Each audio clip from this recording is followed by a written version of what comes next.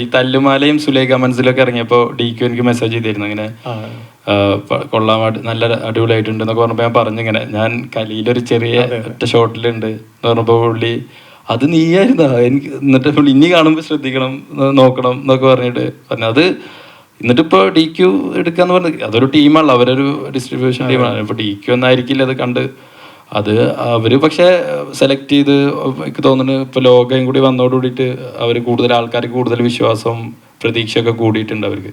അപ്പോൾ അവർ അതിനുശേഷം നമ്മുടെ സിനിമ ചെയ്യുന്നു എന്നുള്ളത് വേറെ തന്നെ ജോണർ, വേറെ തന്നെ സ്റ്റൈൽ മൂവിയാണല്ലോ. അപ്പോൾ അതവർ ചെയ്യാനെടുക്കുന്നു എന്നുള്ളത് അവരാണ് ശരിക്കും അപ്രിഷ്യേറ്റ് ചെയ്യേണ്ടത്. അത് ഞങ്ങൾക്കും അത് ഭയങ്കര പോസിറ്റീവായി ശരിക്കും. അതുകൊണ്ട് ആദ്യം അവരോടാണ് താങ്ക്സ്, കോയഫറിനോട്.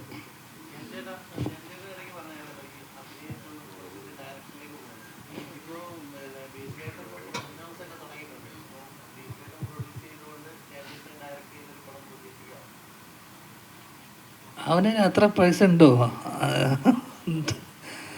അല്ല അങ്ങനെ അവൻ ഇപ്പൊ ടൊവിയും ചേട്ടനൊക്കെ ഉള്ള പടം അല്ലേ?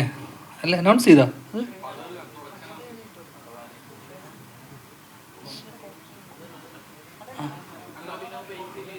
അല്ല അത് ചേട്ടൻ ഡയറക്റ്റ് ചെയ്യുന്ന പടം കരത്തില്.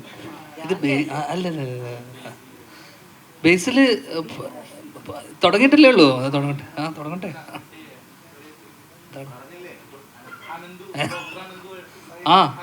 അനൗൺസ് ചെയ്തോ അത്?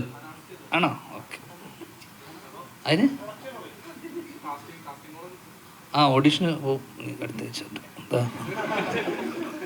എന്താ അവൻ അനൗൺസ് ചെയ്താ? ഞാൻ അറിഞ്ഞില്ല. അവൻ തുടങ്ങുന്നതിന് പറഞ്ഞു. ഇപ്പൊ അവസാനം കണ്ടപ്പോൾ പറഞ്ഞു അവന് പ്രൊഡക്ഷൻ ഏതാ? ഓക്കെ. അവൻ്റെ പ്രൊഡക്ഷനിൽ ഡയറക്ഷൻ വരുമെന്ന്. അവന് അതിനനുസരിച്ചുള്ള ബഡ്ജറ്റിൽ ഇതെല്ലാം നമ്മുടെ ഇതൊക്കെ ഒത്തു വരുവാണെങ്കിൽ പിന്നെ തീർച്ചയായിട്ടും എന്താ